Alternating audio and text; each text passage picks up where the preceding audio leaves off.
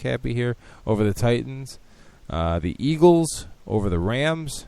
The Giants over the Falcons. The Steelers over the Jaguars. The Saints over the where'd they go? Buccaneers. The Lions over the Bills. The Cowboys over the Texans. They're at home. Denver over Arizona, coming off a bye. San Francisco over Kansas City, although after this week, I don't know, maybe we want to change that. I'm just kidding. San Francisco's at home. San Diego over the Jets, and the Bengals over the Patriots.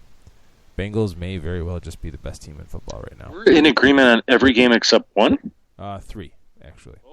Oh, okay. Steve-O, you're up first. Why are you picking the Panthers to beat the Bears?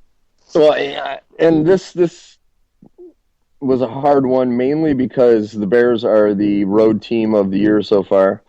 But I look at Carolina's defense, and I think that this game is going to come down to they're going to give Chicago's offense all kinds of trouble.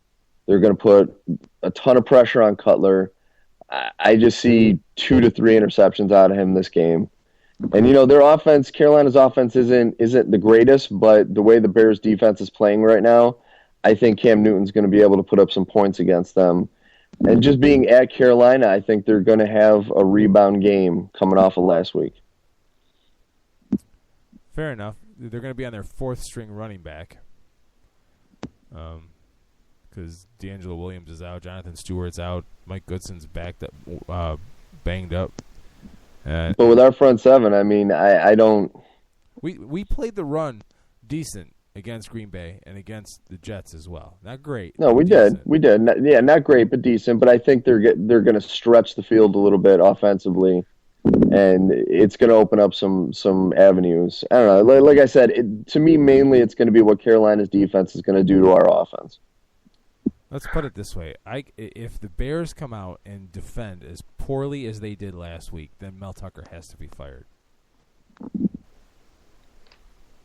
I'm just saying.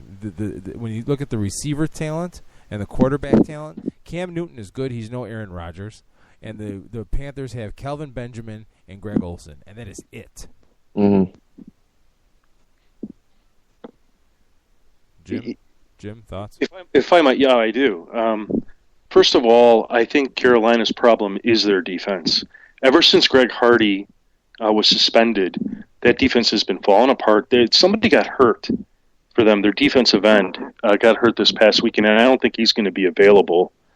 And I can't think of his name right off the top of my head, as well as they're having problems in their secondary. I mean, the last 2 games, their defense has been horrible. Just awful. And I don't care if Brandon Marshall isn't on the field. I think they have plenty of weapons in Chicago in that high-octane offense to just run the Panthers ragged. And I do mean run. I mean, their rush defense has been horrible. So I don't know. This isn't the same Panthers team from 3 weeks ago. Mm-hmm. Offensively, you pointed it out, Keith, they're going to basically have undrafted free agents as their running backs, which I'm not saying that they're going to play poorly, but just having heard that, you think, okay, they're not D'Angelo Williams. But maybe there's something we don't know here. We'll see. Wide receivers, I think they've got a great set of wide receivers, but, if they're going to be a one-dimensional team, this Bears defense should actually play well against them. Yeah, it'll be very curious. And like I said, I'm going with the law of averages here, and that they can't possibly be as bad as they were last week. Can they? I mean, they can't possibly. Really? I mean, they could be. If they're bad next week, I think that would raise a lot of eyebrows. Oh, yeah. Absolutely. Hopefully they get Ratliff back. They get Jared Allen back. I'm not a big Shea McClellan fan, but, it's another body there, a linebacker. God, if they get torn up by Cam Newton, I don't know. All right. Steve-O, you're on the hot seat for all 3 games, by the way, because Jim and I are in complete agreement. Like I said, I needed to take some chances this week to try to catch up. You are picking the Indianapolis Colts to beat the Baltimore Ravens. This, to me, wasn't a very difficult choice. I just look at Indy at home. Even though they've been playing cupcakes the last couple weeks, their offense is clicking. Andrew Luck is playing great. And I don't see them losing at home to Baltimore. Baltimore, they are a talented team, but I don't see them being the powerhouse that I think some people that I've heard, at least on the radio and whatnot, have said that they are. And I just, you look at Indy, they're playing well right now. They're playing really well. And to go into Indy, I think is going to be a much more difficult game for Baltimore. All right. That's all I had to say about that. Well, I disagree. I think the Colts are not as a good team. I think they're playing well because they have an easy schedule. Their record of 2-2 is what it is because they have a couple of cupcakes that they've beat. At home, they're only 1-1. I mean, because they're not the same Colts team from last year, they're not going to be undefeated at home. They don't have the home field advantage, I think, that some people might see from the outside. The Ravens, on the other hand, they are a force to be reckoned with. They have a great defense. They have two great running backs, two great wide receivers, three, four. And they're playing really good football right now. And I don't think they're going to take anything from the Colts. And, the Colts defense, I heard somebody saying, they're playing really well. There's a defense you should pick up off the waiver wire. No. You pick them off the waiver wire the last 2 weeks to play the matchups. This matchup against the Ravens, I wouldn't pick them up and play them. I really think the Ravens are going to play them. The Ravens are 3-1. They've beat some very good football teams and got beat by a very good football team. And that's why I'm taking the Ravens in this one. But I mean, you look at their two losses.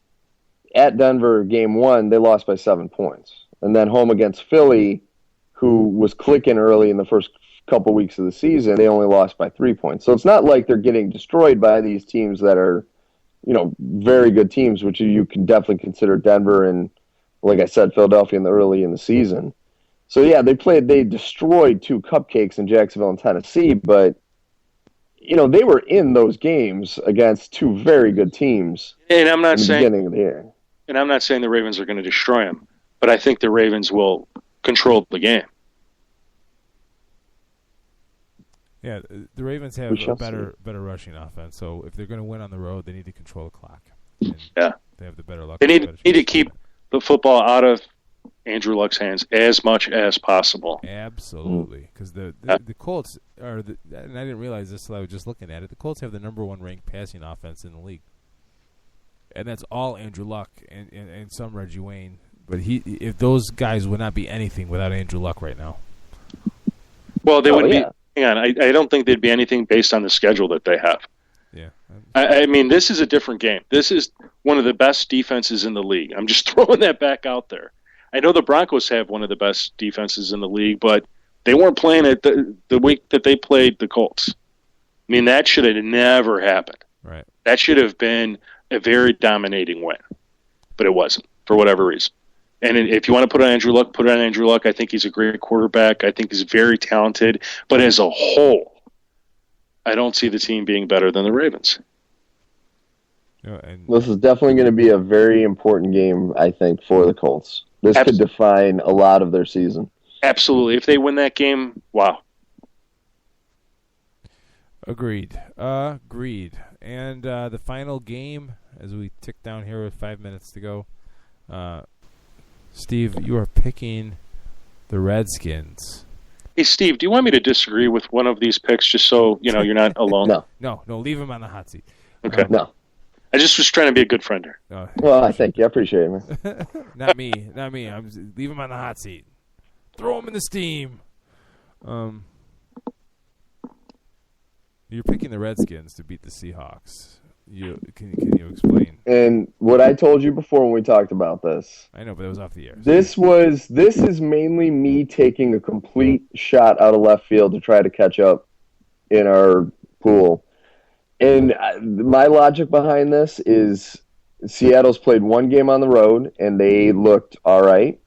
Now, mind you, they did go to San Diego, who looks really good this year. But they went on the road, they lost. They just didn't look like the team that you see in Seattle. And Washington, they had an awful game last Thursday. But if the team that played Philly shows up and the team that Seattle took to San Diego shows up, Washington will win this game. And it's just that, I mean, that's my whole logic behind it. I need a game to try to catch up. And I've seen Seattle tank it. They're a great team, and they can take things for granted. And so I'm just taking a shot here. There's you can't say there's no way. There's definitely a way. You saw how they played in San Diego. They look like shit. Pardon my language. There you go. 11:57, and you get the explicit rating. Yes, thank you. 3 minutes to go. Jeez. Stuff. They look like stuff. Sure. But you look at Kirk Cousins against the New York Giants last weekend, and he was just abysmal. And if on Monday's show, when Jim and I were doing the picks, I said, or maybe it was Wednesday's show, that I felt like the other shoe was waiting to drop on Kirk Cousins, like the tape was waiting to catch up to him.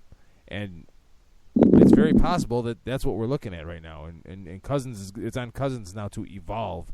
And Doug Farrar from SI wrote a great piece about just how out of whack his fundamentals were in that game as far as throwing, because he was rushed. He was trying to do things that he's not really good at. If that's the Kirk Cousins that comes in here, there's just absolutely no way. And Washington's just not that strong offensively. Well, and that's the thing is which Kirk Cousins is going to be. Now, mind you, he's had more than a full week. I mean, they played Thursday, and they don't play again until Monday night. So they're going to have all the time in the world to watch tape, to try to figure out exactly what went wrong in that game. And what we saw against Philly, I don't think was a fluke. Now, mind you, did he play out of his mind? Yes. That could potentially, if he doesn't continue the streak of success, that could be the game of his career he had. So, it really depends. This will show what kind of a quarterback Kirk Cousins is with the amount of time he's going to have to prepare for this game. Will he be able to step back up to the plate and be that guy? Out of all the games to sort of take this planned strategic move on your part, why this one, though? You must see something in Cousins that we're not seeing. Let me rephrase. The Redskins could win this game. They've got talented people on offense. Last week was just, in my opinion, an anomaly. There's a better Cook Cousins there that we didn't see. But the reality is it happened, and now we have to see how he comes back. Nothing. And the last team I'd like to see him play in order to bounce back, come back, is the Seattle Seahawks, who've had a bye week. And as everybody knows, the one game you have to win every year is the game that you play coming out of your bye week. It should be the one gimme on your schedule, because you'll never get a chance to prepare as much as you can except for that game. Nothing. Oh my God! But it's going crazy. Why this game though? Well, like I said, there's a couple things. One, it's Seattle on the road, and at home, I would never bet against them. You can pretty much go down the list of their schedule. Every home game they're playing, I will pick Seattle to win. That goes without saying.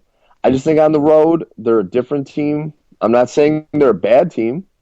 I just don't think they're at the level of dominance that they are when they're at home. And also, they are flying cross country for a night game. Enough said. We'll find out next week. For Steve Taylor and Jim Saranteas from thefantasygreek.com. I am Keith Grieve from 87sportsfans.com. Catch us every Monday night here at 10 p.m. Eastern Time. Tomorrow night, it's the Claire versus Carlson show on latenightsportsradio.com. And Wednesday night, all your fantasy football advice with the starts and sits in 60 minutes. Post-game show